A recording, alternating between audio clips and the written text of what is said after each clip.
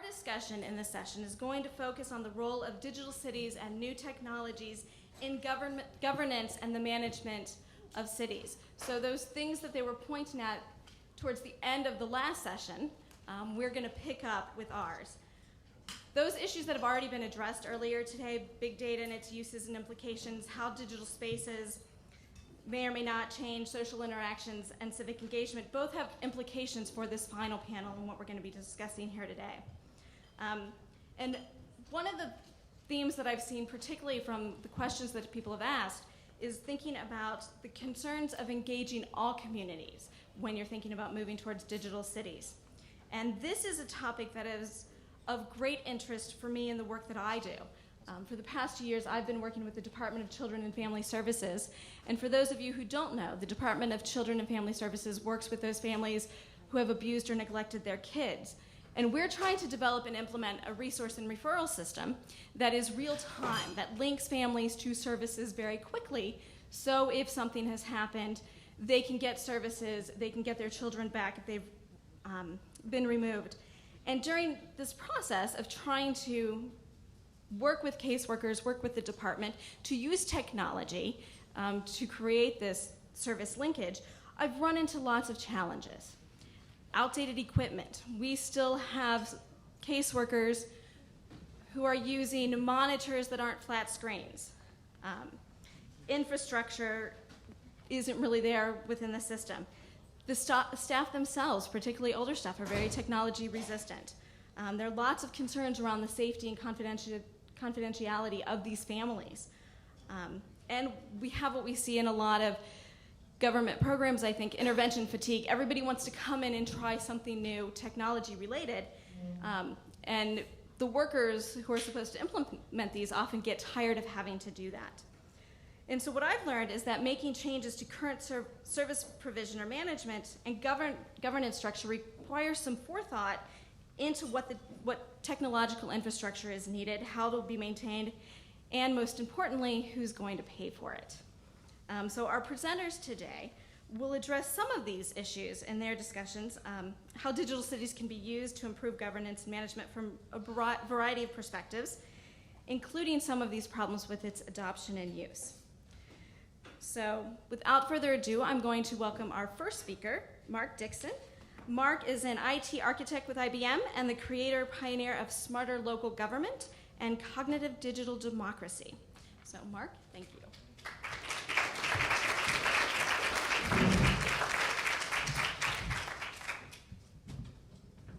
So, good afternoon. I guess I'm dressed appropriately given the talk about hippies a little while ago. But, so I'm going to take you through what I've done over the last probably 5 years in terms of thinking and working with local governments in the state of California around the western United States, and kind of suggest that, you know, maybe some ways forward we can improve our governance this way. So I got to do the IBM disclaimer. These are my ideas, not IBM's, so don't think IBM's saying it, even though I do have a logo on the shirt. But, and I've really done my homework on it. And normally this is an hour to a 90-minute presentation, so I've got to get it done. You're going to get the tip of the iceberg. Every chart has about 10 more behind it. So my themes are definitely Frank Lloyd Wright fan. So you saw the falling water on the front page. So I'm gonna take an architectural kind of look ahead. I'm also seeing things more and more in a biological way now. I think the more we learn about brain chemistry and brain architecture, those kinds of things. So I've been thinking about that a bit relative to cities. And then, you know, lastly, I love the Madison quote. I actually went back and started reading some of the founding fathers' writings. Probably started about a year ago. So I'm gonna have some context on that. But I love that quote. If all men were angels, no government would be necessary. Where are we going? There we go. So that's the quick agenda. I'm going to take a little historical look back, then a look forward, kind of a report of where we are, and then suggest some ways to go forward from there. So starting way back in history, we talked about the Greeks a little bit last night, but I read that book in 1974 when I just got out of high school, so I'm dating myself. But in the afterword of the 25th anniversary edition, Persig says the ancient Greeks had a philosophy or a way of looking at the world that said, the past is spread out before you, but the future is rushing up from behind. So I'm going to try to turn around and look in this presentation. So going back a while ago, 2001, A Space Odyssey, right? So that was 45, 65 years ago. Well, the book came out and then the movie, right? And then 2 years ago, we had Watson on Jeopardy. So we've got Hal today, right? Look at that one. 83 years ago with Dick Tracy, right? And now we've got it with little interim Star Trek in the middle, right? So everything that I read about in science fiction when I was a kid has already happened, right? So think about that for a minute. So we've got a lot of challenges in the 21st century, right? The Social Conquest of Earth is a great book. Edward Wilson from Harvard. I recommend it. I love that quote. Star Wars civilization. Yeah, we got that. Stone Age emotions? Yeah, pretty much, right? Medieval institutions? Absolutely. And godlike technology, right? You just saw it. And then Senge says, we're not programmed to behave the way we need to behave in the 21st century. So we have some severe challenges in front of us. Namely the big one, climate change. A lot of different ones, but you guys, most of you will know the Club of Rome and the Limits to Growth from 1972. One of the authors actually just wrote 2052, and it's not a pretty book, but it'll give you an idea of what he thinks is going to happen over the next 40 years. So we do have to get a little bit better about what we're doing. And we talked a little bit about this last night as well, in terms of the economic challenges that we have today. And we fixed them back in the 1920s and 1930s, right? We need an FDR today. Nobody's on the screen that I can see that's going to be an FDR. So we've got to do it. And then all the challenges that we do have in the 21st century cross jurisdictional boundaries. The dotted lines on the map don't matter anymore, right? Whether it's pollution, water, climate, you name it. That's just a map of alternative reality of the United States if they had passed every failed initiative to segment states even further than we do, right? So it's a little bit different than you'd see. This is if you divided the United States up by population size, right? Density. Just to get your head thinking about those dotted lines, right? Now, here's a pop quiz for you guys. So context, we talked about that last night and again today too. Context is very, very key. So, how long did it take George Washington to find out he'd been elected president? Anybody know? Take a shot. A little bit less. About 8 days. Right? Today, 8 seconds or less. Right? That's huge. That's only in 200 years. Right? So the context and the speed at which things happen today is very, very key. And that quote is, there's a great New York Times article about high-frequency trading, and the link is there, but the bottom line is human beings have great difficulty thinking in milliseconds, and conversely too, in long term, right? Very long term, geological time. But we've got to start doing it. So I use this metaphor of the box, because John Fullenwider, the CIO from LA County and San Diego County, we were in a meeting about 3-4 years ago, and he popped this one out, and I said, that's awesome, I like that. So think about, we're in a box. So there's our box in terms of efficiency. You look across the industries, IBM economists did a study a couple years ago. Look up in the upper right, the 3 most inefficient industries that have the most potential for improvement. Right? Healthcare, we're horrible at it. Government and education. Right? We need to fix all this stuff. So, speaking of local government, can anyone tell me, below the state level, how many local government entities we have in the United States of America, not counting school districts? 3,000. That's counties alone. Good guess, though. Nobody guesses it. There you go. Now, the sad thing, when I look at it from an architectural perspective, from a design perspective, from an IT perspective, It's horrible because we've got all these fragmented entities and they all have the same mission, right? Deliver services to the citizens. So it's hugely inefficient and horribly redundant. We don't need that many, right? California's kind of the same way. Now, one of the things I try to draw out in terms of dotted lines in geography is look at the western coastline of California from San Diego to Sonoma County. You guys know how those counties got established? The county seat in particular, Father Junipero Serra, El Camino Real. Every county seat is one day's mule ride apart. And we're living with the legacy 400 years later, right? Look at all the counties in the middle between San Francisco and Lake Tahoe. They follow the rivers, the gold, right? So it's an interesting way of looking at the dotted lines now.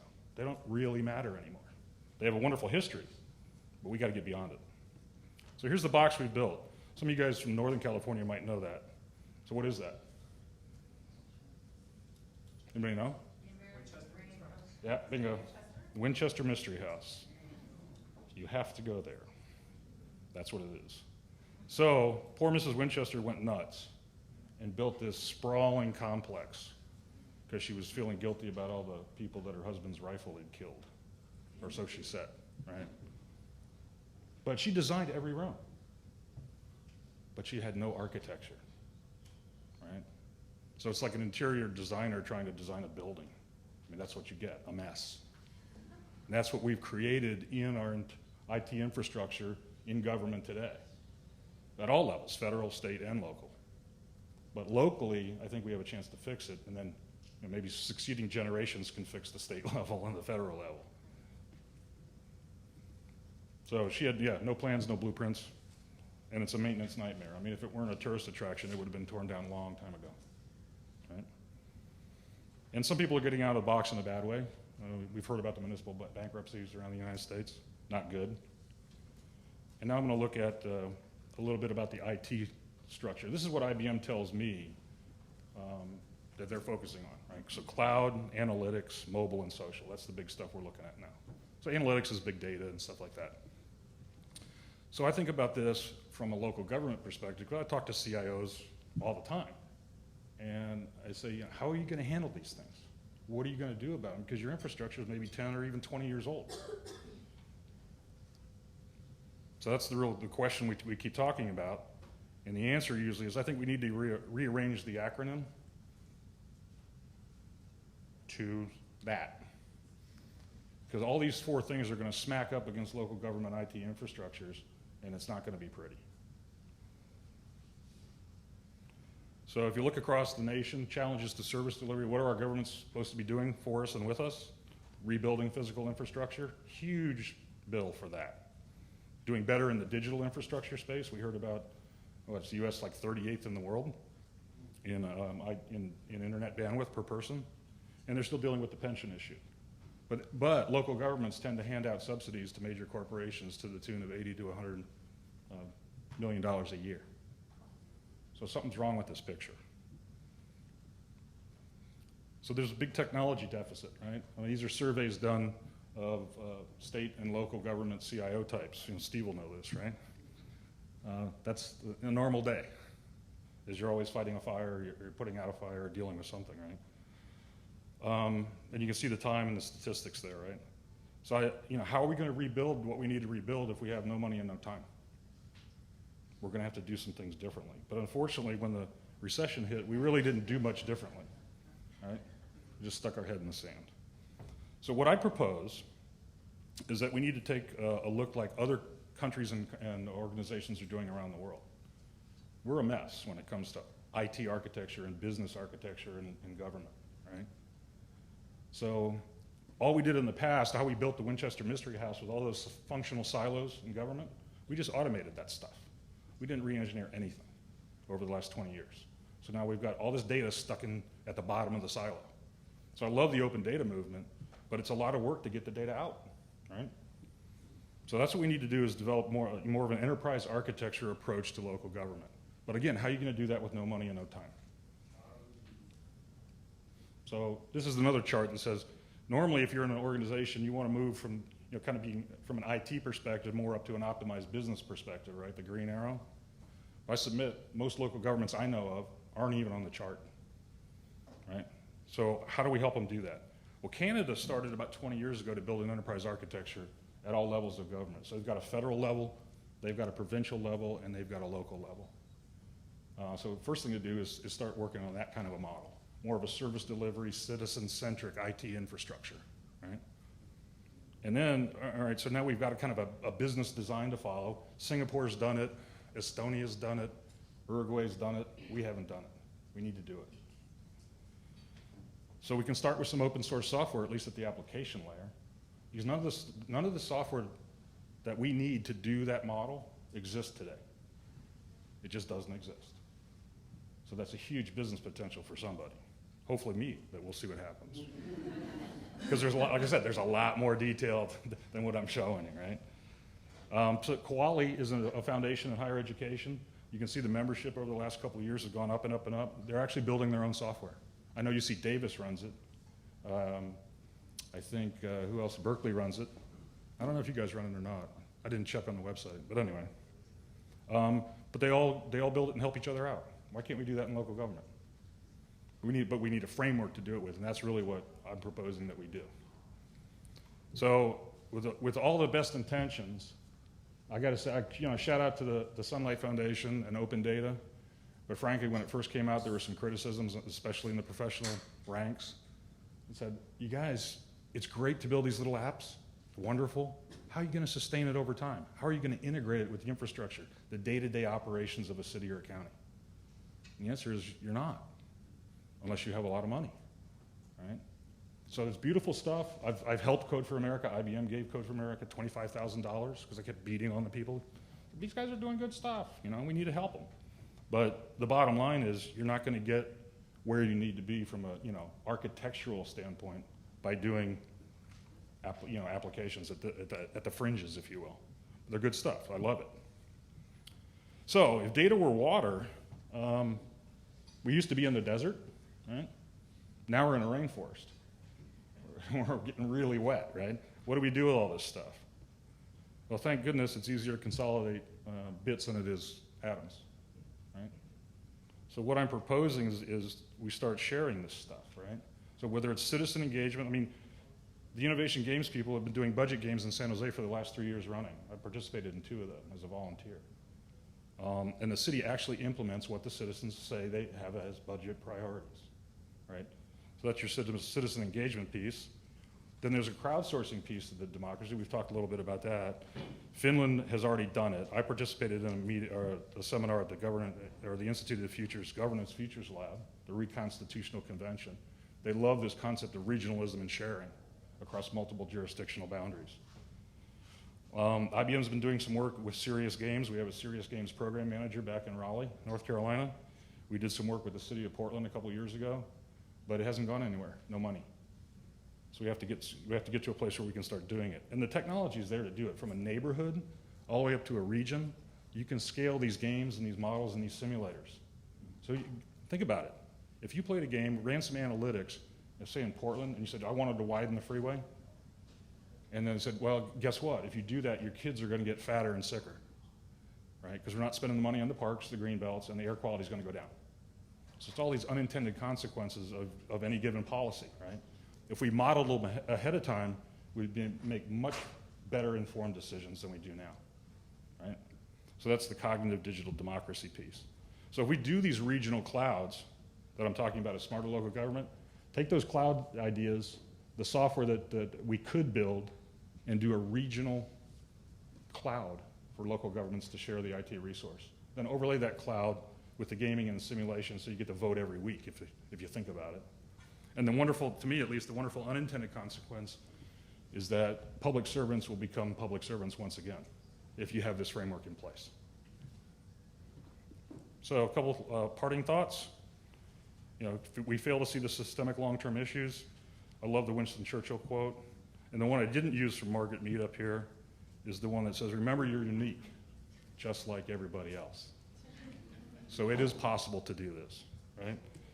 And I want to do it for my daughter. And Kofi happens to agree with me. So thank you.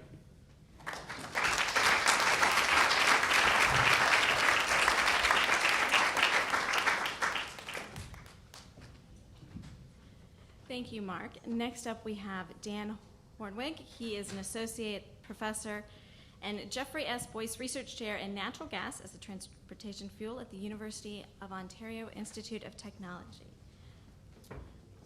Well, thank you, and don't worry, this doesn't have anything to do with natural gas, other than to point out that the natural gas amounts that we now have in the US are largely a function of big data. So it's almost everywhere, and the impacts are quite phenomenal. But I wanted to pick up from where Mark left off and sort of give a larger context globally of where I see sort of the big trends and the big threats coming from. We heard last night, everybody loves this. 2008, we passed this inflection point. Now more than half of us live in cities, but the pace of urbanization is accelerating. I was talking to my students, fourth-year engineering graduates, in their careers, not their lives, but their careers, the world's cities will double. We have never, ever come close to a challenge that enormous as a species. It's just, it's staggering. And we're already seeing what are the impacts of urbanization. Climate change is a byproduct of urbanization. Biodiversity loss, another byproduct. We generate the wealth, we buy the stuff, that's what you get. And now we're about to double it. So we have big challenges ahead. And I think data has an important role, but not the only role. This is my be afraid, be very afraid slide. This is the greenhouse gas emissions of the 101 largest cities in the world. These are about 4 years out of date, so they're all higher. And you can see the bottom right-hand quadrant is where we need to be if we want to come anywhere close to 2 degrees warming. We are going to bypass that mark so fast, we'll only be able to look at it in the rearview mirror. And now we're talking about geoengineering and all sorts of other things. It's going to get really hairy out there. And I just want you can't see them probably, but top right is Atlanta, and then below the red line is Barcelona. And I want to point them out again in a couple slides. But this is the slide that, if you care about Mark's daughter or my grandkids that are not yet arrived, this sort of thing, this is the one that makes us all sort of, all hands on deck. So we tried this. This is a paper that we did in Nature just last year. We tried to do the same thing, looking at, peak oil, what about peak garbage? When will peak garbage actually happen in the world? We've got lots of growth. We thought, we could probably figure it out. Chances are peak waste will not happen this century. We have so much pent-up urbanization, so much wealth to be generated in the developing world that garbage likely won't peak before the end of this century. And garbage is just a perfect analogy for total impact on the environment. It's just a great way of measuring it. So that's another. So then there comes we heard a little bit about this earlier. This is how much money we're going to need to build these cities. This is from McKinsey. 57 trillion to 2030, and that's just for new infrastructure. There was a great article on the front page of USA Today about the fact that all the bridges in the US are falling apart, and so we have to pay for that as well. And this doesn't really take into account sub-Saharan Africa, where the big final push of urbanization is going to happen between 2030 and 2050. So easily 3 times this amount. We need about $200 trillion for infrastructure. Okay, does anybody know where this picture is from? So arguably, I don't know how many of you are Catholic. My wife is. It's not the world's most, arguably, forward-thinking institution. Close. But this is 2 blocks away from the current Pope's parish. This is the first time in the history of the world, another first history, that the Pope is from an emerging country. The Catholic Church gets it. It's where everything is moving. And that is not a coincidence that the Pope is from Argentina. This is Buenos Aires. This is, I don't know if you can see this, but this is a great slide that shows, we heard earlier about all the cranes in LA and how fast LA is growing. You can see LA there. You're about the 13th largest city in the world today. And what number is that down at the end? 48 or something? 40. It's the shift of urban power, urban might, everything urban is moving to first to China, then to South Asia, and then finally to sub-Saharan Africa. Toronto, where I'm from, we're now about the 50th largest city in the world. We'll barely be in the top 100 before the end of the century. And this is from Sensibility Lab at MIT. This is basically saying that big cities count a lot. So this is just the visualization of the phone messages from cities within the US. And if you look at that closely, you'll notice that there's a scaling function. The bigger the city, the more phone calls, the more patents, the more economy. Big cities drive the global economy. And cities are, at the end of the day, without a doubt, they're going to decide whether or not we make it or break it on this whole sustainable development issue. And we need better and smarter cities. So we need a new urban agenda. And I would argue we're a three-trick pony when it comes to urban development. We have urban form, we have public policy we're talking about, and we have metrics and information. And that's basically the big stuff that we have, our big guns if we want to build better cities. So this is Atlanta this is the first one, urban form. Atlanta on the left, Barcelona on the right, roughly the same populations, roughly the same climate. Is it any coincidence that Atlanta is 24 tons per capita greenhouse gas emissions and Barcelona is 4? Urban form matters. And what's especially scary to me is that everybody knows that. Any urban planner knows that dense cities use less resources, less water, less energy, less greenhouse gas emissions, and yet we are on track to double the world's cities in terms of population and tripling the amount of land that will be used. So we know that we're headed in the wrong direction, and we're headed to a lot more Atlantas. Second trick that our pony has is public policy. And I don't know how well you can see this, but you can see that this is just greenhouse gas emissions, carbon dioxide from 1967 to 2010. And you can see what happened there in the 70s with the Mideast oil crisis in the US and Canada. But the blue one on the right-hand side is Sweden. Sweden, yes, much deindustrialization, but Sweden and to some extent France with nuclear energy brought in very aggressive public policies to reduce greenhouse gas emissions. And lo and behold, it works. Public policy works. I guess that probably helps saying that here at Luskin. But it's an important tool that we have. And the third tool, why we're here, is data. I love this quote. You know, and Bloomberg loved to trot this out. It was from Deming, right? In God we trust. Everybody else bring me data, and preferably big data, good data, and open data. And that I think is really important. This is an initiative that we started at the World Bank almost 15 years ago because we were trying to develop a common set of indicators for cities. So we had 8 pilot cities, Belo Horizonte, Sao Paulo, Bogota, Cali, King County in Seattle, Toronto, Montreal, and Vancouver. And of those 8 cities, 9 pilot cities, they were collecting 1,100 indicators at the city level on a regular basis. So that was for at least 5 years in a row. Guess how many of those 1,100 indicators were in common? 2. It's absolutely crazy that cities, that these metrics have got to where they are. And you can see how we're improving that over time, but we're still not quite there. So I'm really glad to announce that last week, I think it was, ISO made an announcement. There is now a new indicator, approved standard for city indicators, 37120. And hopefully that's one of the tools that we have at hand. And it'd be great if LA wanted to participate in the pilot stage. I think there's 9 cities globally piloting this. And the last slide that I have is sort of where I see big city and big data and cities. And I keep thinking about Freud and his civilization and its discontent. Freud was basically saying that humans, we are a bit of a mess, and we're really tribal at nature. We heard that last night again. And basically all we've got to overcome our desires, our baser instincts, and tribalism in civilization is our cities. And our cities are built on trust.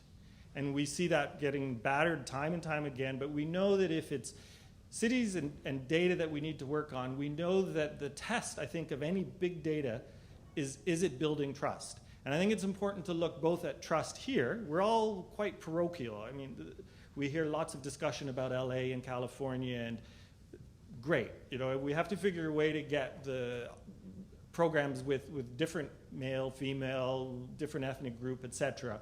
But we also have to see, how do we build trust globally? There's a lot of people who are terrified of Silicon Valley and California and the US who live outside of the US. And it's not by coincidence in their mind that it's all Google, it's Apple, it's Cisco, it's IBM. All the big guys with the data are American companies. So we have to figure, as big data gets rolled out, how do we bring in people from outside of the US? So I think it's an enormous challenge. I'm glad the Luskin is looking at this. And I think it's important that we all know that there's a whole world out there who wants to see us succeed at this. Thank you.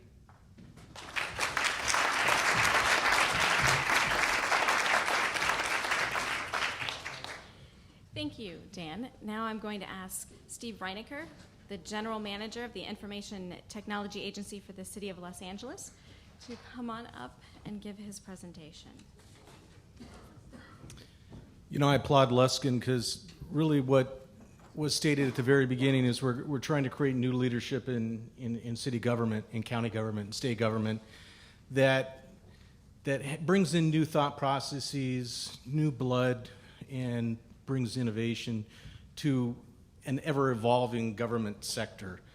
And what's really interesting about this, when I've been in government for about 25 years, I've been in the private sector for a little bit as well, but mostly in government.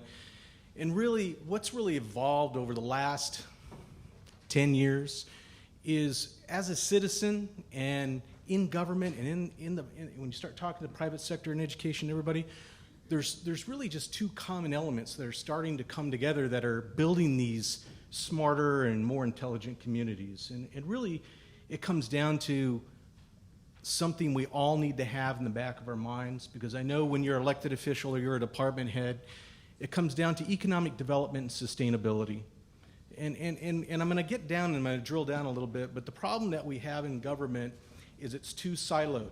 You have departments that are only focused on a mission, and you have electeds that represent a population, and they don't come together. And so I think at the end of the day, when all of you graduate from UCLA, that you need to know one thing, is one person can make a difference. And the important part is breaking up those silos. And so when we start thinking about economic development and sustainability, you need to think about, well, what does that mean? That means that basically you want to beat your chest for your community and say, I live in the best city in the world. And by doing that, you said, I want to make sure that all the best businesses in America come to LA. I want to make sure that the average incomes in LA are the best. I want to make sure that we banish poverty. We banish homelessness. And from a sustainability perspective, that we have the best air quality, that we have the best alternative power mechanisms, cleanest air, freshest water. You want the best for yourself. So you ask yourself, how do you get there? How do you achieve it? And it all comes down to breaking down those silos. So there's a think tank in New York called the Intelligent Community Forum.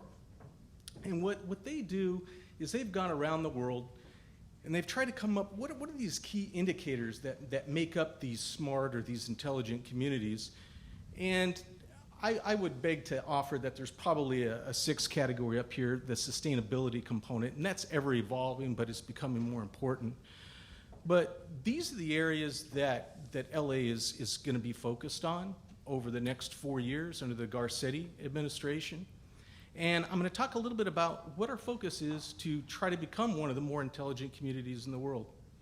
And I know we can achieve it because I came from a city that in 2012 won most intelligent community in the world. But the interesting aspect of that is it doesn't matter how large you are or how small you are. It comes down to how we as a community collaborate and what we believe in. So from a broadband perspective, what that means is how do we break down the barrier and make sure that we as a city have broadband connections to every home in LA? What percentage of households in LA do you think do not have either a PC or broadband connection? Any idea? It's somewhere between 30 and 35%. That's from the Pew Institute. That's what LAUSD has been telling me. They said, hey, Steve, we're pumping out 650,000 iPads to all of our students. So by the time they get into college, we're going to have a much more sophisticated student base going on to higher ed. Well, it's great as long as they're able to take that iPad home and be able to have connectivity and be able to have the same experience as their peer student who's coming home and has a high-speed connection. So how do we bridge that? Even in government, I mean, when we take a look at the connectivity in between our city facilities, when I take a look at that infrastructure, it's broken, it needs repair. And we got a plan, we're gonna fix it. And thanks to Peter Marks, we've got somebody in our mayor's office in Garcetti that now Garcetti's got a vision, but we've got Peter and myself that basically say we got the team to basically execute and make it happen. So a good coming together. Digital inclusion. So this is that 30 to 35% that doesn't have connectivity. How do you bridge it? And right now, these folks out there that are in that sector, I mean, for example, Councilman Wesson is the one that kind of started digital inclusion thought processes, and Garcetti is now on board. We're trying to figure out how to take this citywide. So if there's a 3 square mile area around University Village by the Coliseum, the average household income is $17,000 a year. I don't even know how people live on $17,000 a year. And when you're from a family of an income level, of that level, you have to figure out, can I afford $40 a month for a connection for my kid? You know, can I afford cable television to get access to everything? Can I afford a cell phone on a monthly basis? Heck, they're trying to figure out how to get food on the table. So that's what we got to break it down. How do we make it so it's accessible to them at little, very little, or in most cases best, if it's free, but more importantly, if they get the connection there, what technology they have, because for most of them, they can't afford even $150 to get access to a device to get connected. I'm going to talk about what our plan is there. From an innovation strategy, and this is what excites me about coming to events like this, is innovation doesn't start with bringing high tech into LA. We have to ask ourselves, number one, who are we? What do we want to be? You know, do we want to be a high-tech city? Do we just want to be San Francisco? Do we want to be the Mecca media city around the country? I guess the answer to all that is you can't be it all. And we need to be proud of who we are. We need to be proud of what we want to be. But innovation starts with all of us.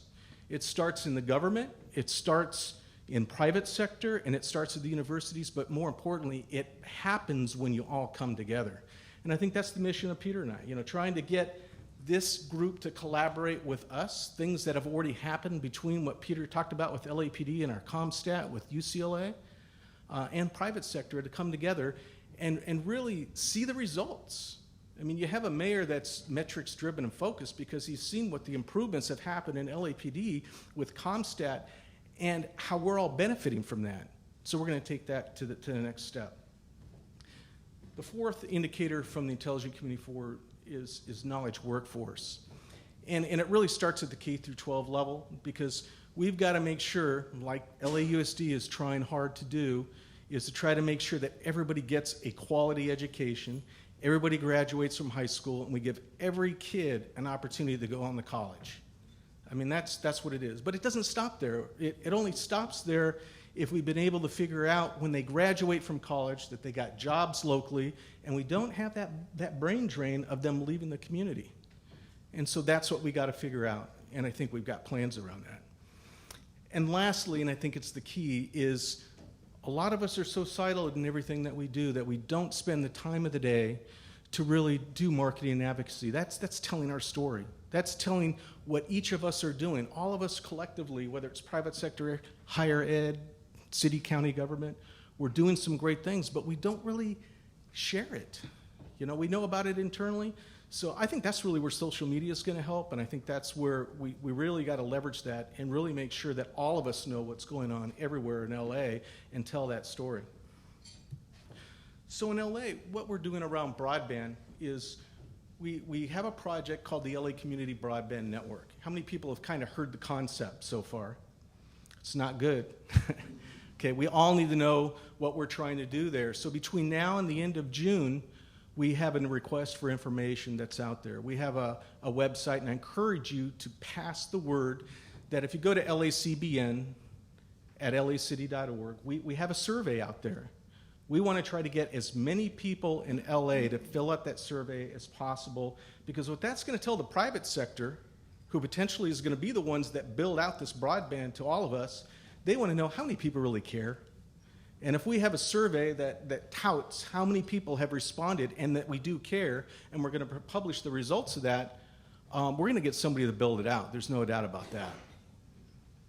You know, I don't know how many people heard this week, you know, there's a lot of things going on in broadband, and everybody knows Google's doing projects in Kansas City, Austin, Provo, Utah.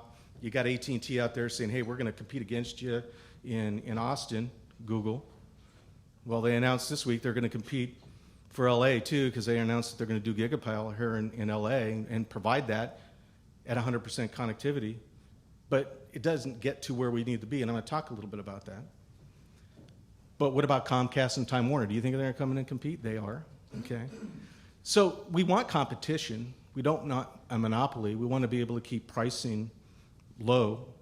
What the city of LA wants, and what we're asking this RFI, and then we're going to follow it up with an RFP, is we want to be able to have somebody come in and deliver a fiber-based gigabit speed to every residence, government building, business, educational institution in Los Angeles.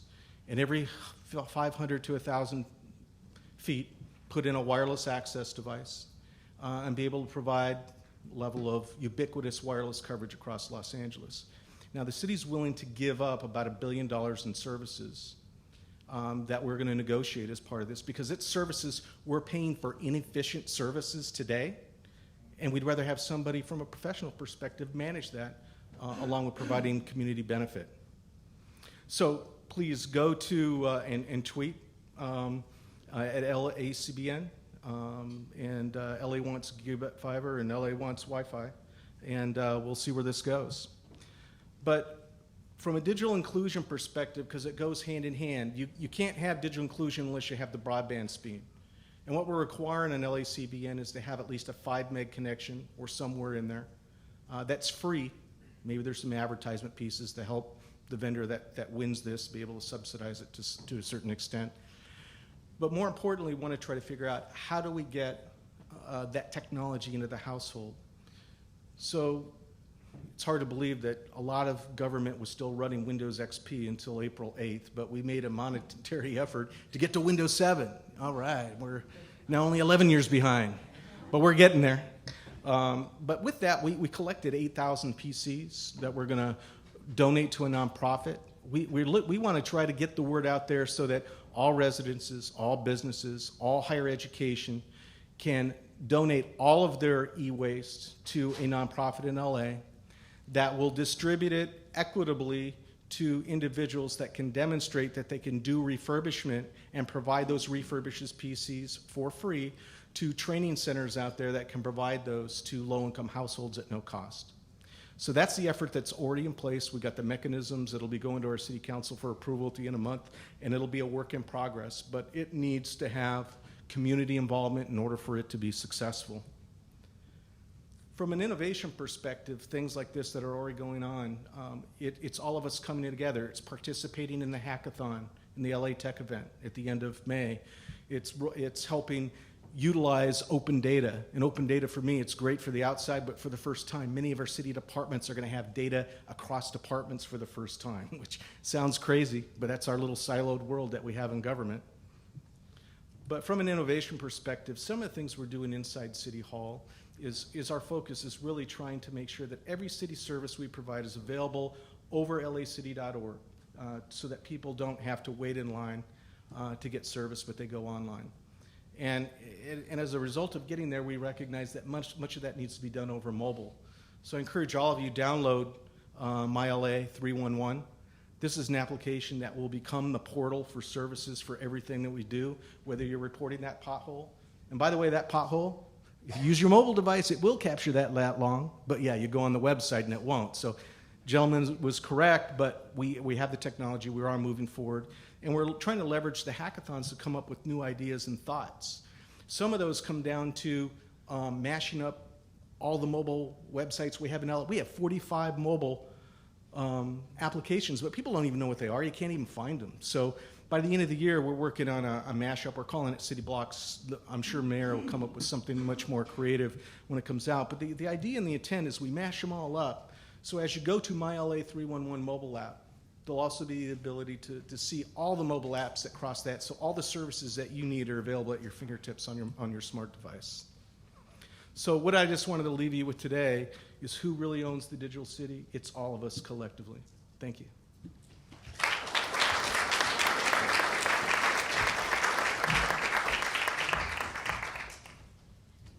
Thank you, Steve. And we have some technology changes going on up here.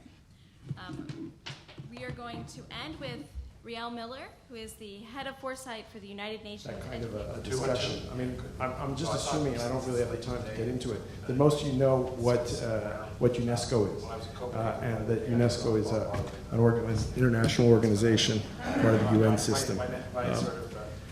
For a while I taught at a place called the College of Europe, which produces civil servants for the European Commission. And this was in a place called Bruges.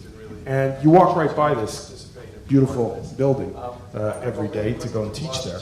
And it turns out that this tower, which was built in 1240, was a place where the Count of Flanders determined the rules for the use of bills of exchange and double entry bookkeeping practice. So, in other words, the conditions for transactions, remember what we were talking about yesterday, this double-sided, two-way issue of who owns what and who gets credit and who recognizes it and how you pay for it. Well, we've been innovating that for a long time. And it really, it's not something that's all that new. In fact, one of my reactions at the time of the dot-com boom was to say, well, you know, what are the 1960s lessons? Exactly something we heard about, you know, the sort of different parts of the left, and certainly the American left-wing scene was different from the Canadian left-wing scene, which is very different from the European left-wing scene. And each of them had their own particular points of view with respect to the state, agency, community. I was a big believer in sort of the Alinsky school, which was, you know, action and democracy. And at the time, I was invited to be part of what was then called an e-zine. Remember those e-zines? Anyhow, they became sort of more blogs and other things. But I was part of an e-zine, and I didn't know why I was invited to be part of it, and I didn't know who was writing for it. But I figured, what the heck? It's the internet. And at the time, I wrote a column, a monthly column called "Rules for Radicals," and the basic proposition was that if you're going to take advantage of transformative situations, you need to think about the rules. And I think that, you know, that's what the payment systems, the micropayment, the nano payment, that's what the identity systems that we were talking about yesterday. And so I wrote an article on cyber citizenship, which was how without identity, without any way to prove who you are on the internet, basically, you know, we're going to be in the Stone Age forever. And we still haven't even, we are not even addressing that issue in a concrete way. I mean, VeriSign and ICANN, I mean, it was a joke, and it has been, and it remains a joke. So it's not even a serious policy issue to talk about how can you prove who you are so you can take responsibility? How can you prove who you are so you can buy and sell your privacy? You can't even do it. So all of that is barely started in terms of the infrastructure of the system. There was a lot of work that was done on money. I have a very quick story I'll tell you about Singapore. I was at the OECD at the time, and we ran a conference in which we invited most of the world's central banks to come and talk about virtual currencies. They all arrived in Luxembourg, and I was really excited by the Singapore delegation, which had worked out a virtual currency. They had a system because, you know, Singapore treats the country as a sort of corporation, and they said, look, cash, coins and bills is costing about 2 to 3% of our GNP. It's expensive. You've got to trundle it around. You know, safeguard it. You have to surveillance print it. They said, forget the singerage. Forget that we're making money printing it. We're just going to go to a virtual currency, peer-to-peer. And they arrived in Luxembourg, and I went up to them and I said, wow, incredible. You guys are going to be the first ones to put a fiat currency on the internet. It was a joke. The next year when I went back to Singapore to see them, they disbanded the shop. Because at that meeting in Luxembourg, by the OECD, the Federal Reserve and the European Central Bank decided to kill PayPal. They decided to make it impossible to have a financial role without being a bank. And basically, so far, they've been successful. So these infrastructure issues have been hanging around for quite some time. The last one I want to talk about, there's quite a few others, is what I would call another radical proposition. Let's talk about changing the ownership of means of production. Remember that one? Jaron talked about capital and Marx yesterday. If we think about changing the ownership of the means of production, what does every CEO say, every head of state say, every dean also said, my biggest resource is my staff, right? My biggest resource are my citizens, my biggest resource. And so, okay, where's the way to identify that? You're saying there's no way for us to actually attribute characteristics to those competencies? There was a movement, again in the late 1990s, it was around the knowledge management time, it just was a bit before it, there was about portfolio and competency recognition. It can be done, but it was killed. And it was partly killed because the university president said, if we start to do that, what happens to our certification system? What happens to our status and selection system? And these are powerful institutions that make it very difficult for us to talk about and implement the kinds of systems that Jaron was talking about yesterday. So with all that in mind, and being aware of this fairly long time ago, I started to ask myself, well, how to push this law? And Michael and I have been talking about agency on and off for years, and today as well. How do you make a difference, right? That's a big slogan these days. And one of the things that I noticed when I first went to the OECD, again, the Organization for Economic Cooperation and Development in 1982, I noticed that the heads of state were using something that was an illusion. In other words, they were using forecasts, they were using predictions. Predictions like, population's going to grow, or this, and they were using these predictions knowing full well, because I worked on the study, that it's false. That our ability to predict those growth rates out, even a little bit was very poor. Furthermore, we missed the inflection points, which were the key moments, and it was an illusion. But it was a useful illusion. It was a powerful illusion. And the question is, why do we need that illusion? And so, one of the key points, and I think the takeaway, is that why do we think we need certainty? Why do we want to say, hey, this is the most absolutely likely bet I'm ever going to make in order for us to act?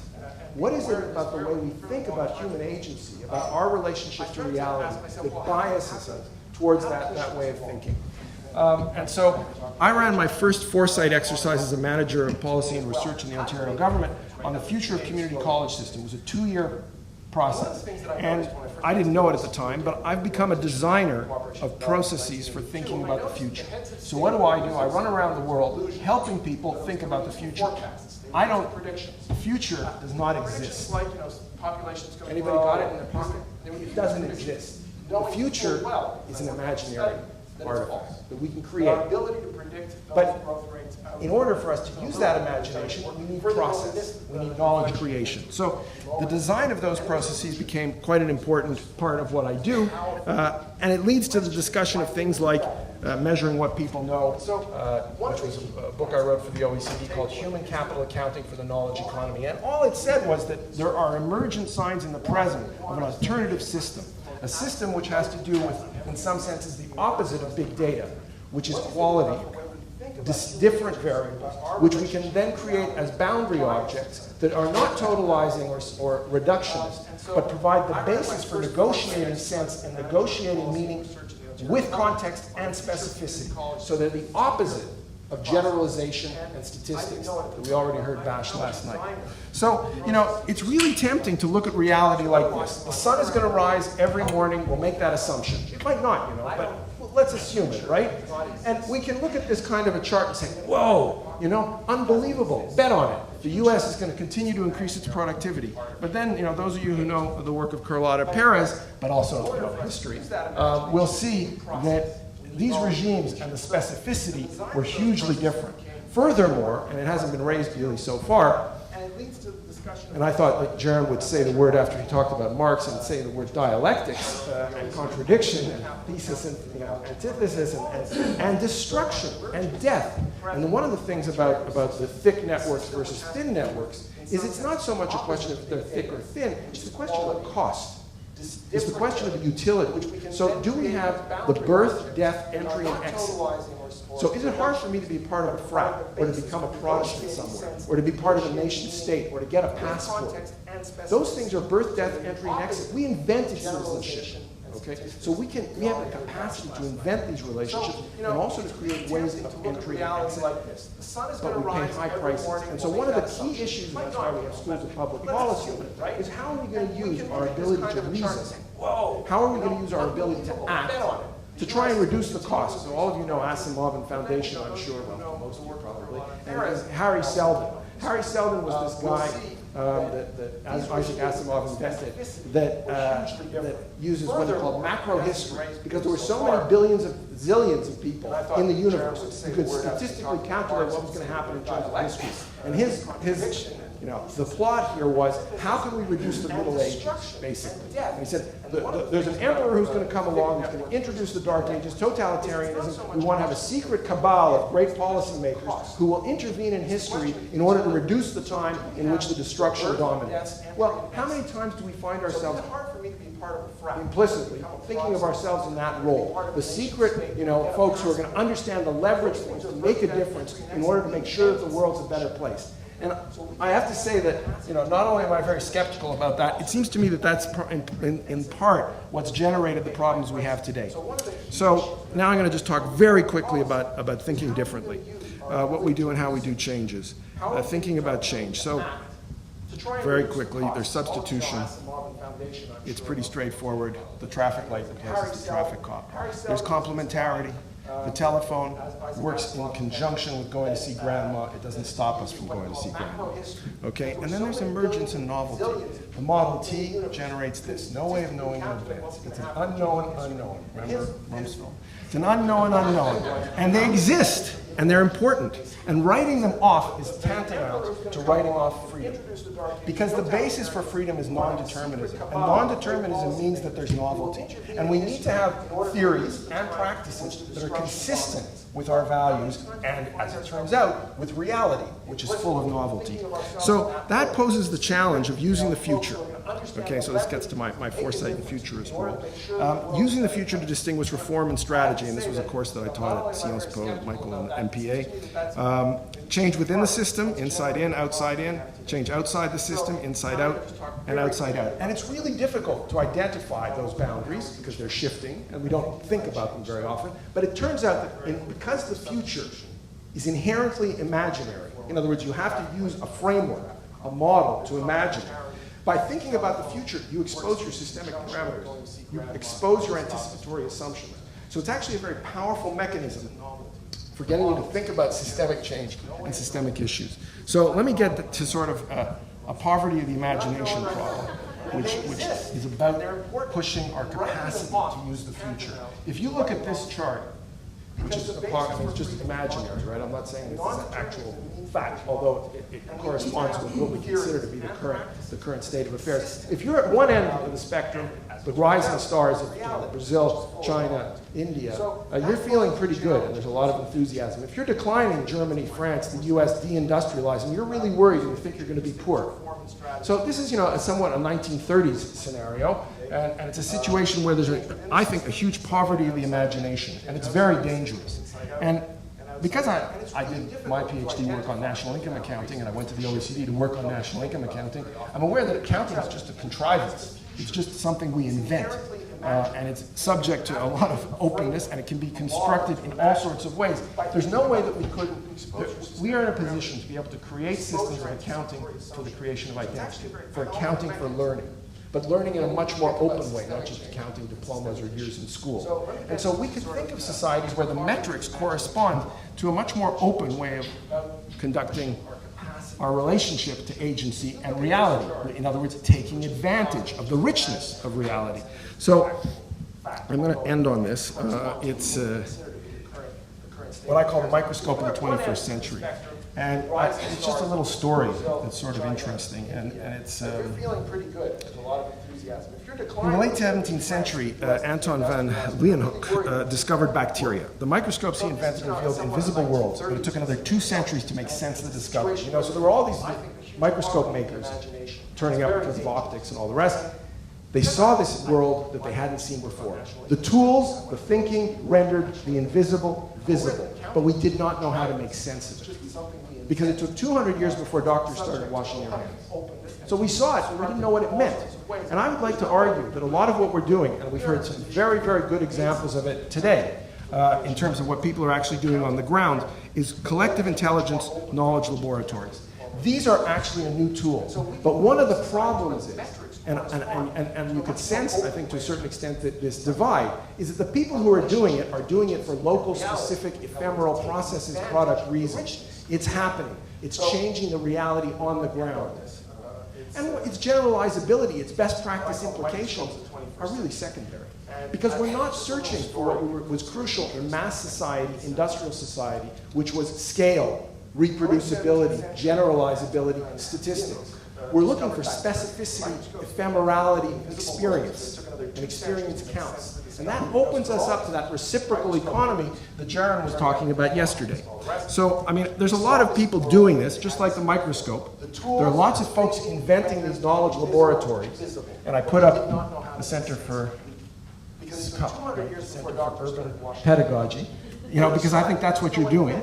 And one of the things is, you know, we're designers of processes, and there's a whole profession emerging around that. I'm running these in UNESCO just so that you know that we're testing this idea on the ground. In 2013, we did all these places. And in 2014, we're going to all these places. Okay? And we're running these knowledge laboratories on the ground. And what we're showing is that people can use the future differently. Now, I can't go into what that means in detail, but let me just say that it implies changing capacity. And I want to emphasize here that one of the hardest things for us to do when we're thinking about the future and when we're thinking about the present is to think about changes in capacity.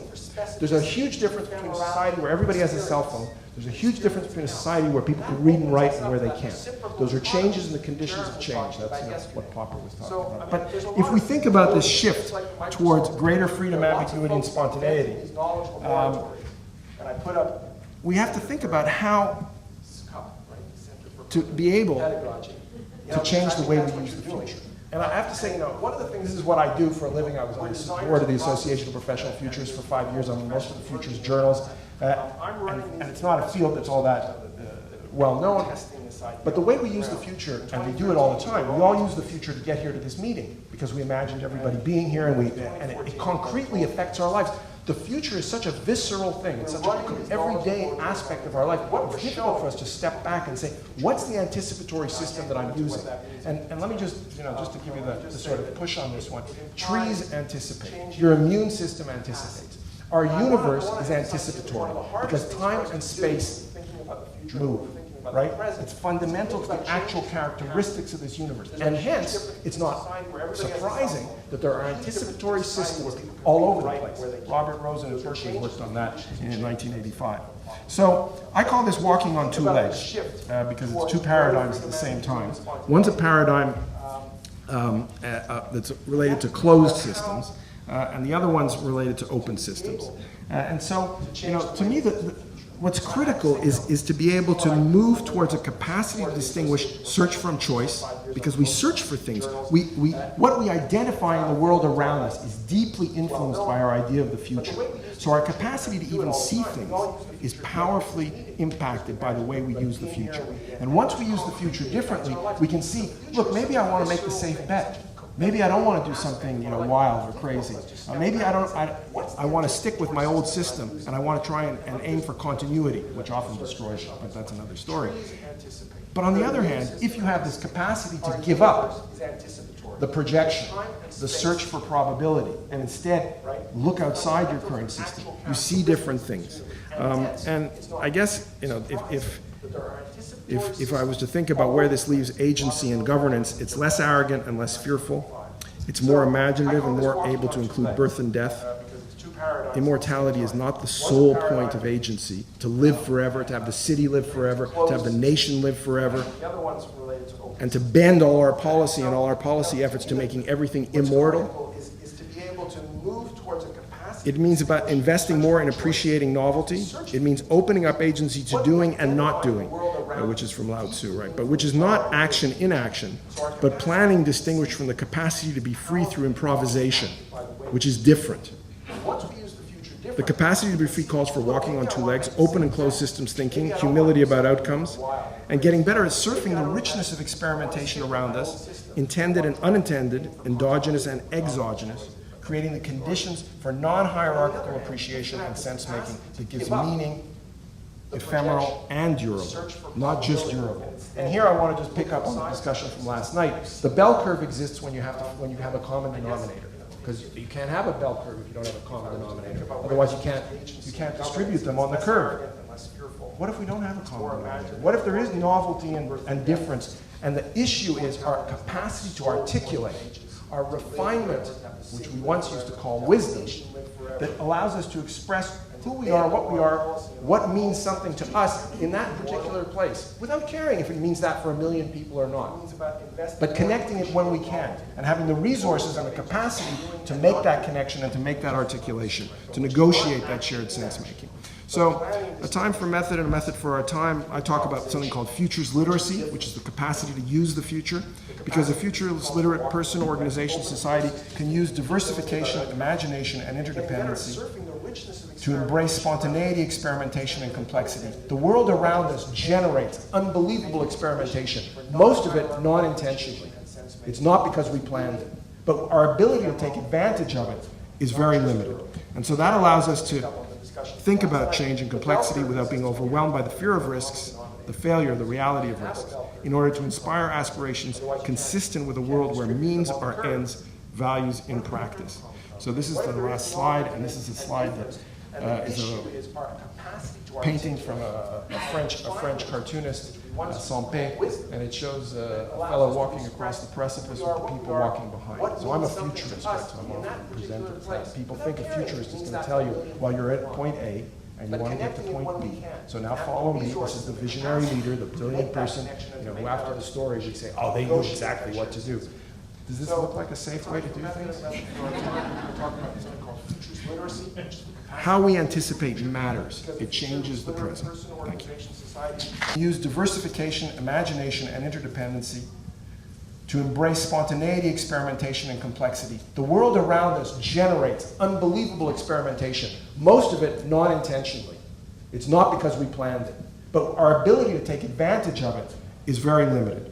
And so that allows us to think about change and complexity without being overwhelmed by the fear of risks, the failure, the reality of risks, in order to inspire aspirations consistent with a world where means are ends, values in practice.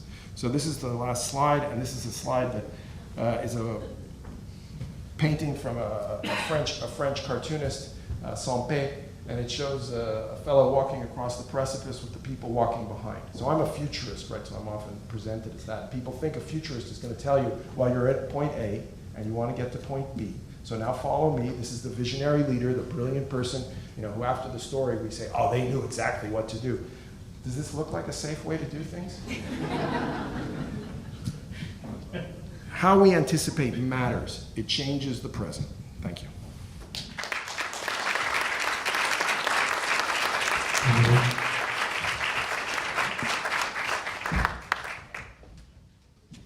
Okay, I'd like to ask the rest of the panelists to join me up here on the stage.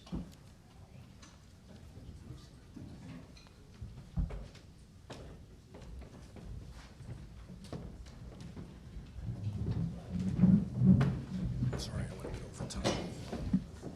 It was interesting.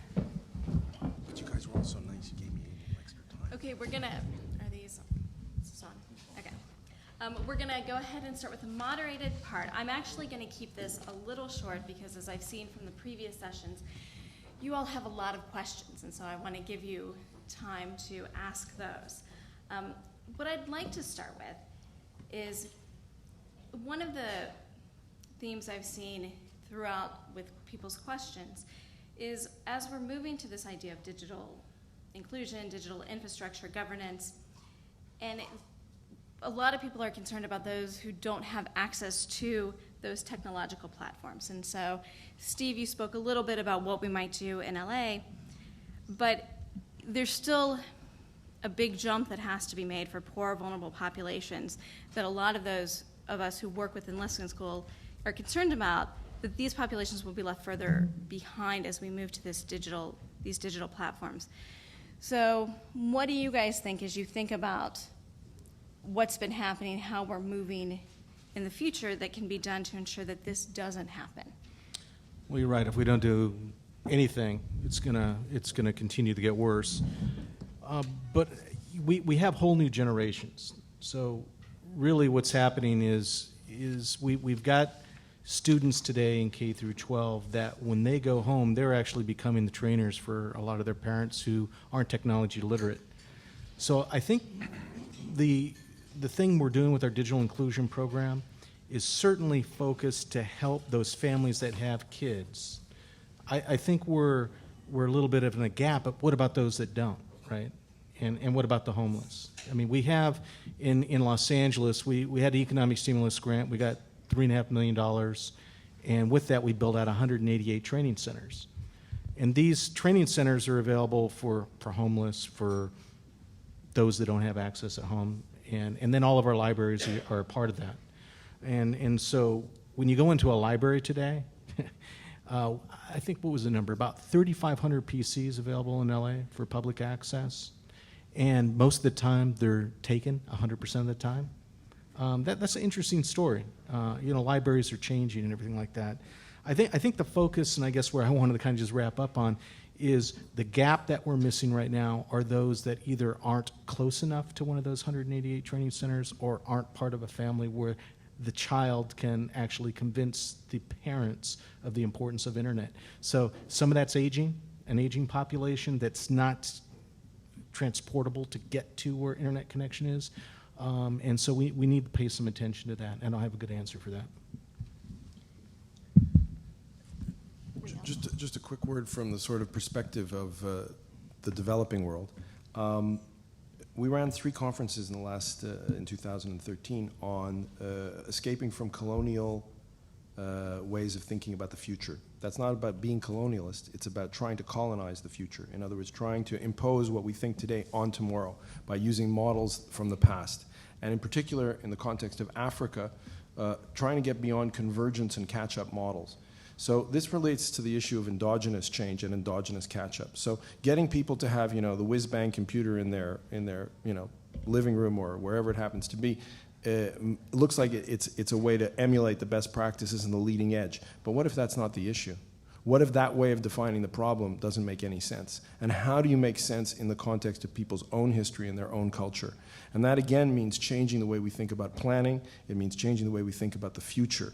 And so we're doing work, the meeting coming up in Johannesburg at the end of May is exactly on this topic of, if we're going to think about child welfare or the youth to adult transition, do we talk about it in terms which impose what we expect was the case in Nigeria 20 years ago, or in some other part of the world at the moment? And the answer there is no. But that means a fundamental change in methodology. It means you cannot come in saying you know. And you cannot come in saying you know what the best practice is or what's going to make sense for them. You have to build it. And so it's an empowerment and capacity building approach, which may not have anything to do with computers when you get to the end of it. Mark or Dan, any thoughts on that? I just think from my perspective on regional clouds and sharing more things, from an IT perspective, it would generate a lot of savings. So those savings could be repurposed to assist in bridging the divide. Maybe just one thing.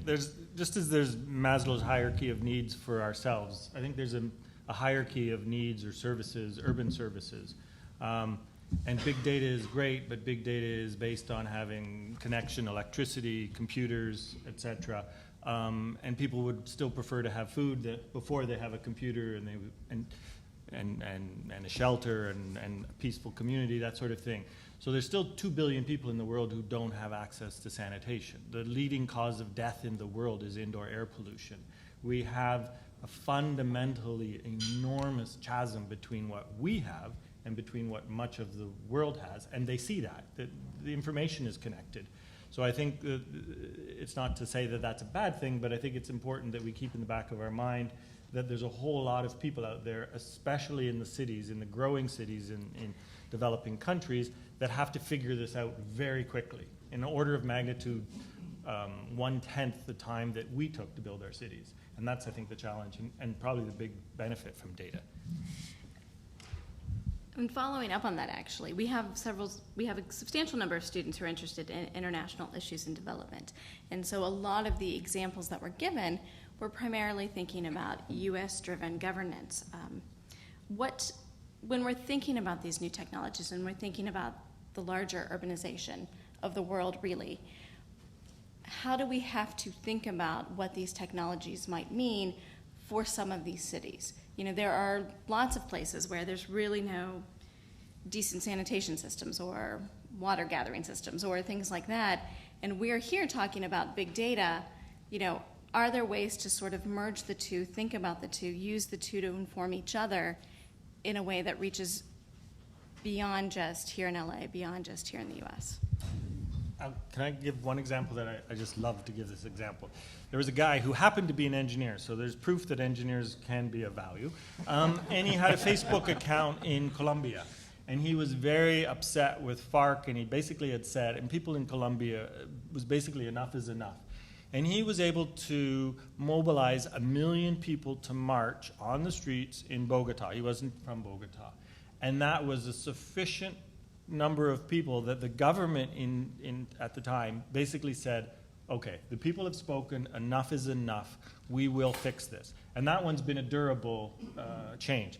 The one in Tahrir Square, et cetera, is less durable, but it's getting there. So I think there's a lot of value in mobilizing people through big data and social media, and it has lasting impacts. And governments are very aware.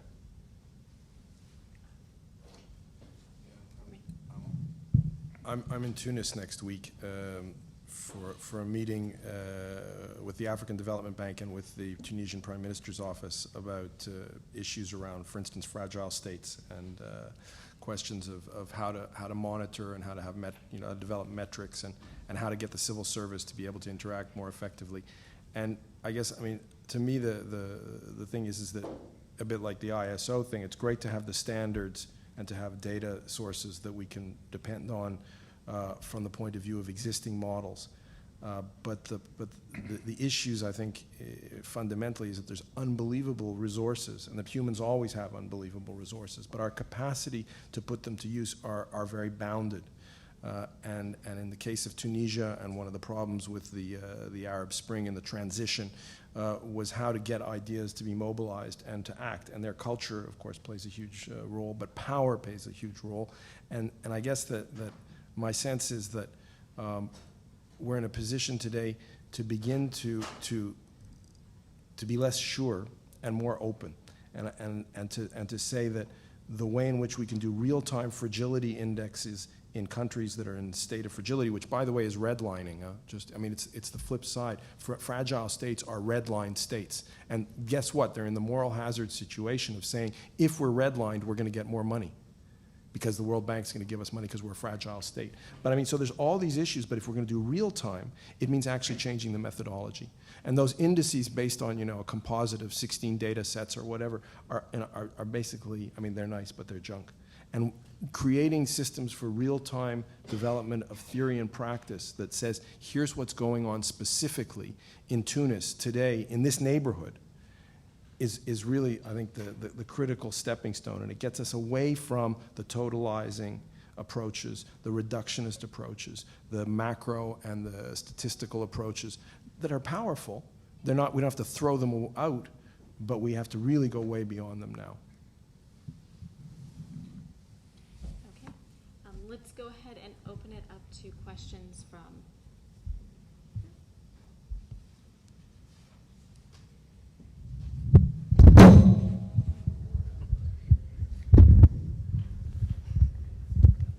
Yeah, hi. I just wanted to bring it back a little bit to these notion of inclusion and starting from people's real needs. I'm a professor here, and I'm also CEO, founder of something called Innovation Labs, where we focus on the global mobile cloud-based services for the exactly the people who are left out. And because if you're not focusing on them, it's going to be hard to include them. So we created a cloud-based identity ID card, which is now in operation on the East Bay, not in San Francisco, interestingly enough, but on the East Bay that's winning these awards. And the reason is because we focus on the undocumented, the homeless, the transgender, people that cannot get IDs, don't have bank accounts, and this gives them an opportunity to have that type of digital citizenship. LA is now passed the city council to do that. New York is thinking about what to do. Here's a question. The San Francisco ID card, for example, is a dumb ID card that they created it in a way, I don't know if the guy from San Francisco is still here, that because they were afraid of Freedom of Information Act, because the city would control the data, basically created a dumb machine that they spent $1 million on that would erase the data as soon as the ID card was produced. And what we do because New Haven had an ID and it was through a Freedom of Information Act request, what we're doing in the East Bay is that we use the firewalls behind financial services to protect the data and then have access to the police department, for example, to be able to identify that a person actually is a valid ID card. And it costs the city nothing versus $1 million. I mean, I don't know if there's some, I know LA is thinking about this right now, if you have some insights in terms of the thought process, because this is an opportunity. LA is the #1 undocumented, unbanked capital of the world, right?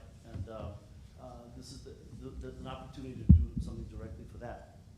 Well, first, I admire what you're doing. It's definitely needed out there. I specifically don't know the program that's going on in LA. I will tell you, though, that we've built a number of internal systems that have the levels of protection, security there, so that there doesn't have to be that concern. I mean, there's always going to be the concern, right? But the bottom line is, we have means there to secure confidential information associated with credit card information, with healthcare HIPAA, with CLETS, with the California law enforcement, and collaborate with the appropriate agencies that are able to share it. And then with open data, there's certain things we just can't share, such as data like you're mentioning. So with that being said, I guess the bottom line is LA will continue to work with those groups and try to gain trust that that government is a safe housing for that information, so we can provide the levels of service that they need. Other questions?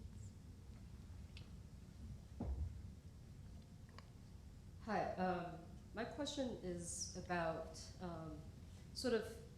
I think this afternoon I kind of heard that there was in talking about systems, right, we sort of talk about how we can program people to do things, especially in the sense of governance.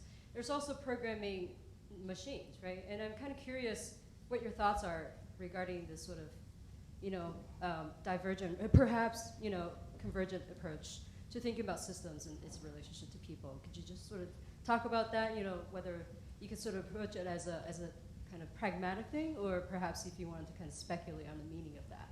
I'd be curious to hear that. Just one thought on that. When I was thinking about how to register human capital, how would you begin to record what you know? I mean, each of us in the room knows specific things. We have a specific history and path and all the rest. How would you begin to record what that is? And there, I think that there is huge enhancement. And here we're in a deep blue kind of situation. We're not in an open situation. We're in a closed situation where we've done something. So there's no future. It's done, and we're trying to record it. How do you make sense of it? Well, one of the things that I think, again, pattern recognition and large interactive systems that Jaron was talking about yesterday with respect to translation, for instance, is that we can use that to ask some new questions for ourselves and allow us to refine our taste. So here, if you do a Zagat restaurant review, right, they ask you some questions, but maybe the questions seem a little bit thin. They don't seem very substantive. And actually a lot more than that question is able to extract from you. So how do we increase the quality of the data that we generate? How do we refine our taste? And it seems to me that the fundamental strength of the existing tools is not at all to be creative or open or intelligent. That's not it. But to enhance the capacity of humans themselves to make reference, to interact, to compare, to contrast, and therefore to become to become richer in the way we describe and learn on an ongoing basis. That's a huge power. The idea that the algorithm will know, the idea that the future is in some way going to be determined. I mean, I think again, the discussion yesterday, when the statistics has you coming down all of a sudden, and then you hit the bar. Yeah, you hit the bar. I mean, that way of thinking is in large part, I think, responsible for the problems we have today. Climate change, for instance, to take an example. That's an unsustainable way of thinking because it's fundamentally alienated and puts humans in a godlike position. We're going to plan and determine what happens in the future. Good luck. Yeah, so I appreciate the theory or whatever behind what you're saying. So then if you're going to start from you said you were going to have a meeting in Tunisia and starting from the community level. So how do you, I hate to use the word scale it up in your in your context, but how do you implement change one community at a time? Great question. I mean, the great the wonderful thing about reality is that that's why I think genius is probably a term that flatters us but doesn't probably exist in that sense. It's happening all around us. In other words, people confronted with ambiguity and the lack of effectiveness of existing responses are continuously interrogating. And they're engaged in all sorts of ways. The thing is, we haven't bothered to professionalize it. So the scaling up would be very traditional in the sense that we create sense-making frameworks, academic frameworks, frameworks for accumulating and sharing knowledge. We create boundary objects that allow people to do mutual sense-making and negotiating of meaning. And around the world, as people experiment and they build up, we create a knowledge laboratory profession. And knowledge laboratories are happening all over the place, and we saw great examples at the Center for Urban Pedagogy.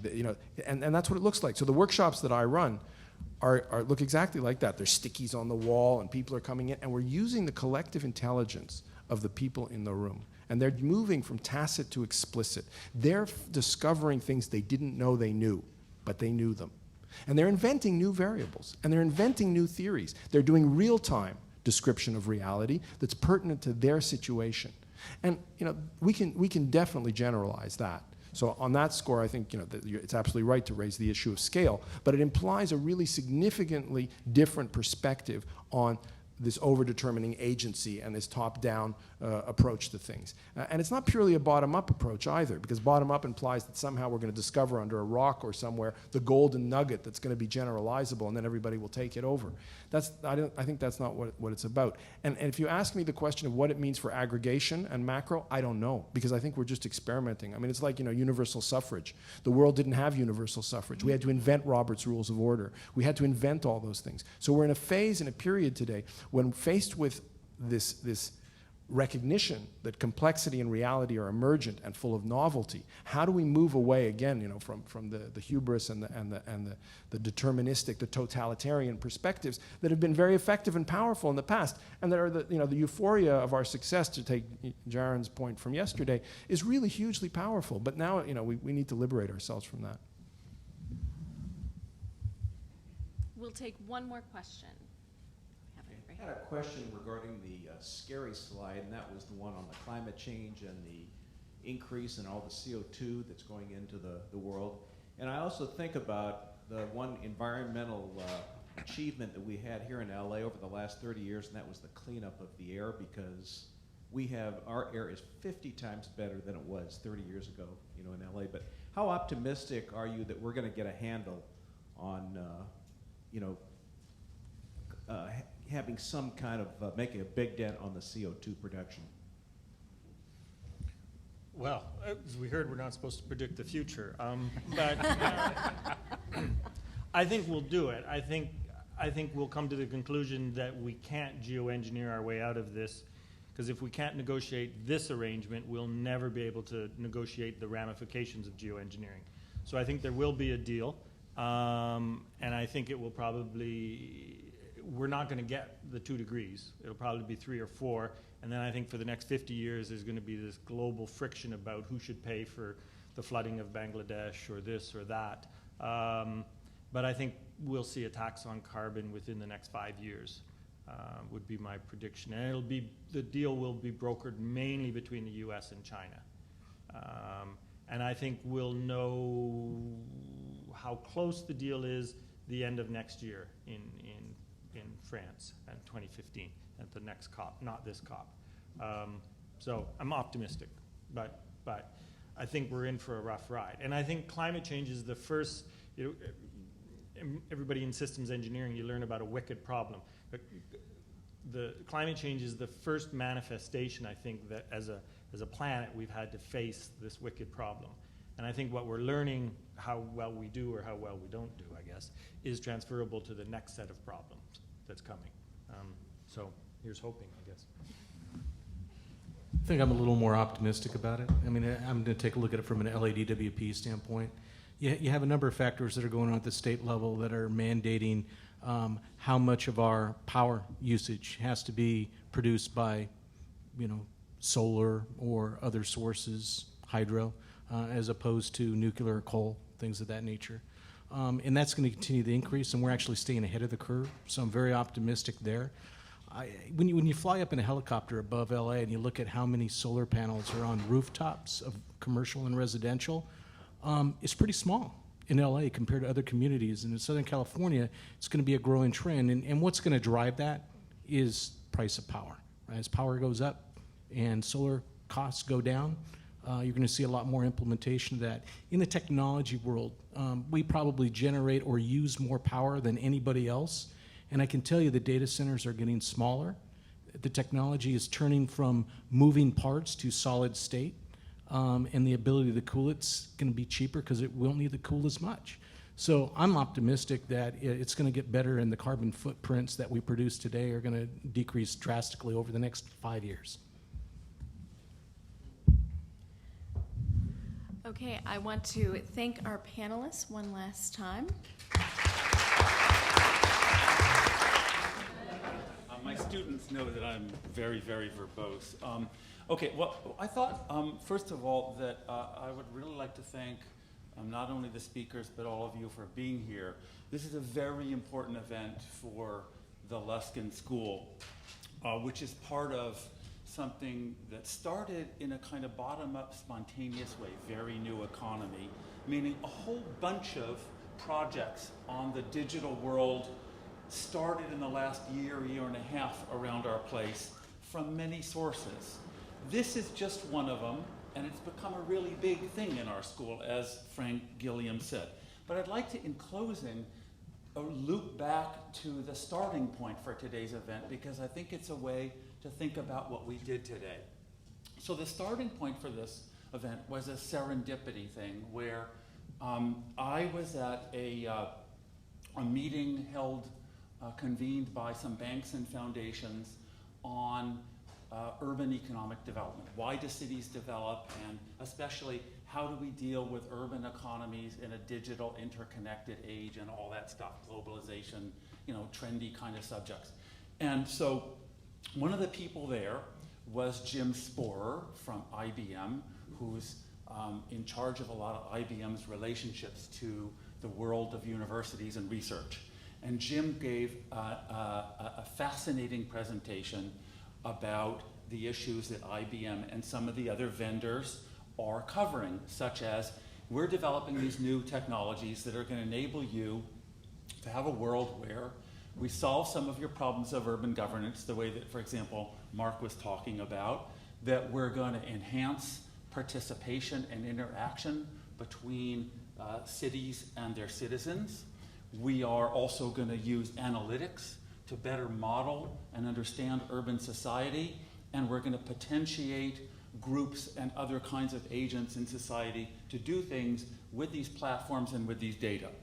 So I was tasked with doing something much more conventional, which is they'd asked me to come in, and I'm an academic, right? So I do what academics do, which is I review the theory and evidence in whatever topic you give me if I happen to know something about it.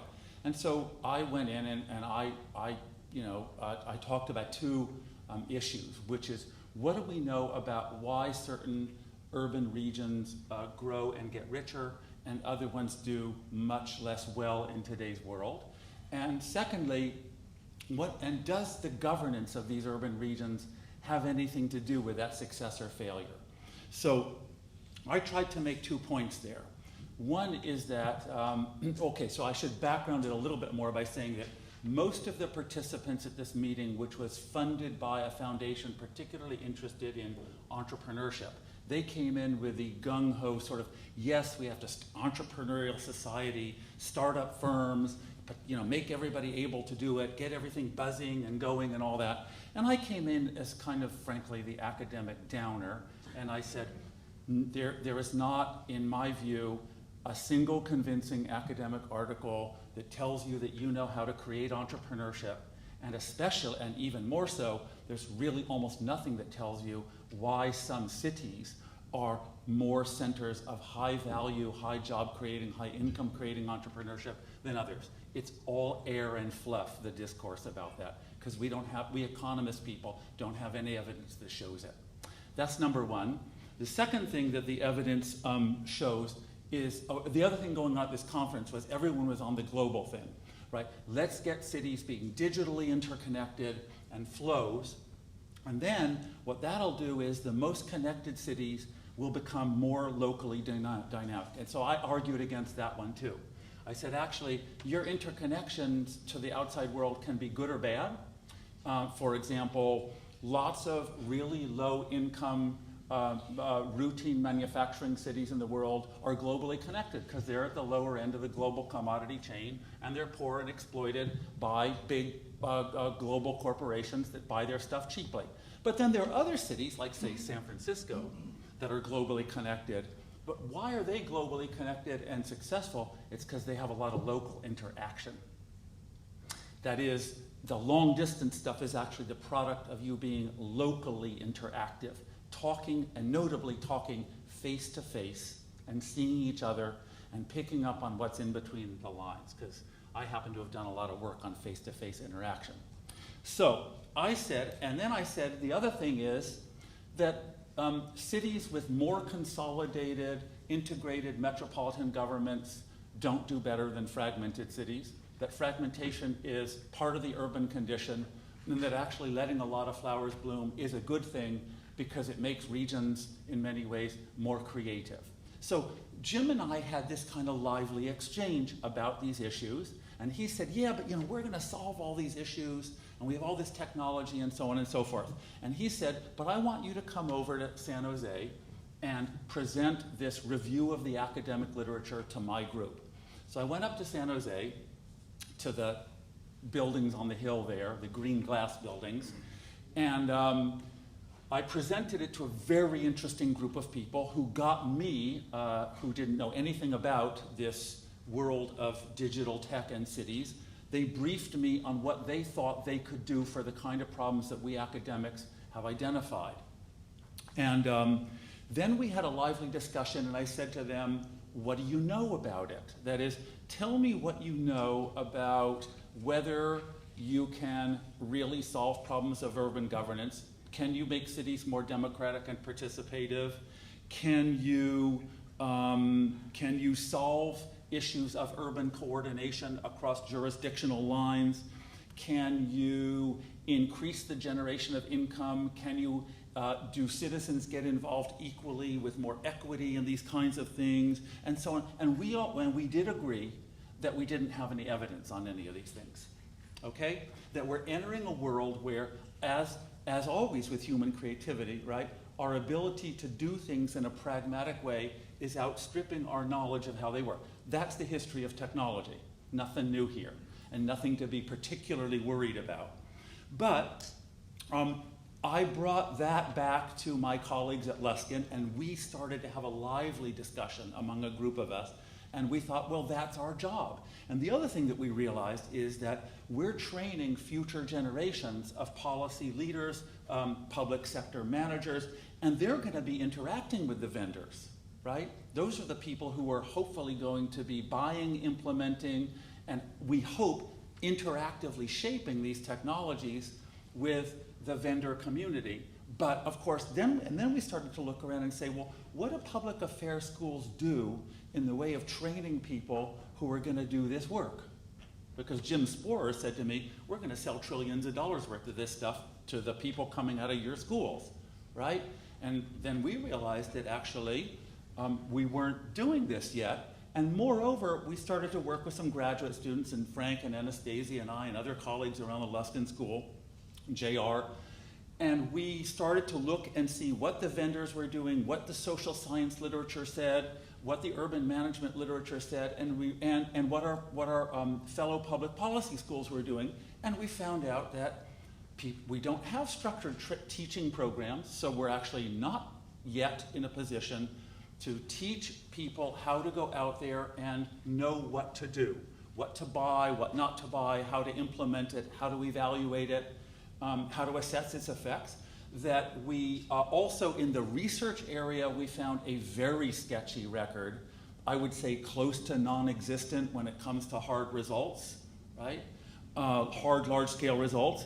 And that as a result, of course, we're also not really yet in a position to do what public affairs schools should do, which is be participating in the public debate, but with structured theory and evidence. So that led to today's initiative.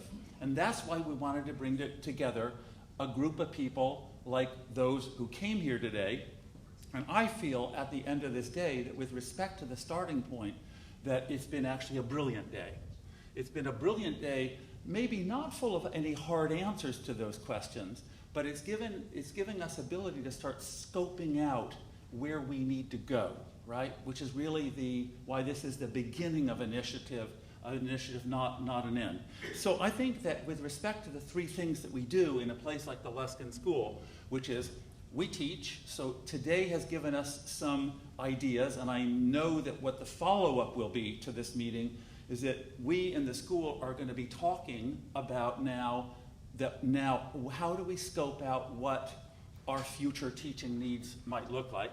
I think we're going to have some more ideas about what future research programs, the kinds of questions, right? And those are the things that we identified today.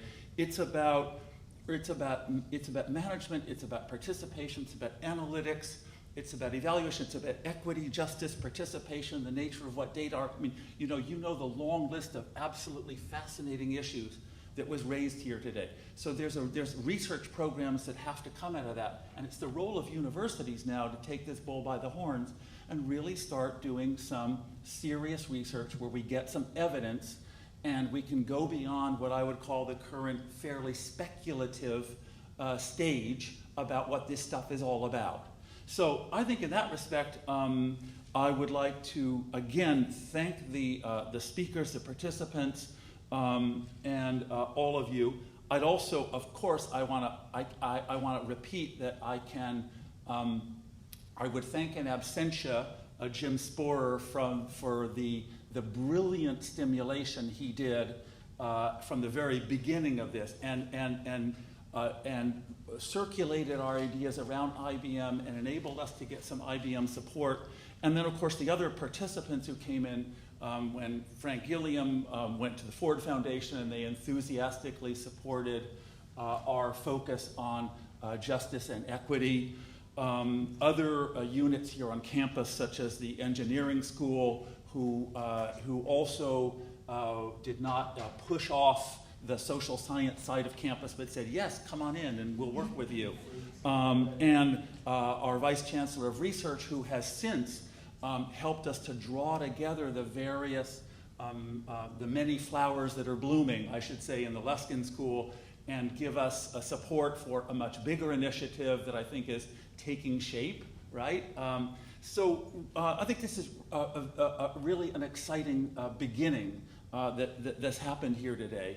And we are going to take away from it, I think, directions for now pushing forward with initiatives on possible curriculum design, but also I think we're going to think about publications, about more formal structured interventions into research. So all I can say is thank you all again for coming. Thanks to all the sponsors. And last but not least, it was said this morning, but really has to be reiterated. The Luskin staff is absolutely brilliant. And the Luskin staff, and also Lila Eliman, who has been really the stalwart graduate student who supported this whole effort and pulled it all together, worked with YE, worked with Allison, worked with all the other people in the Dean's office. So thank you all for coming, and we'll be in touch.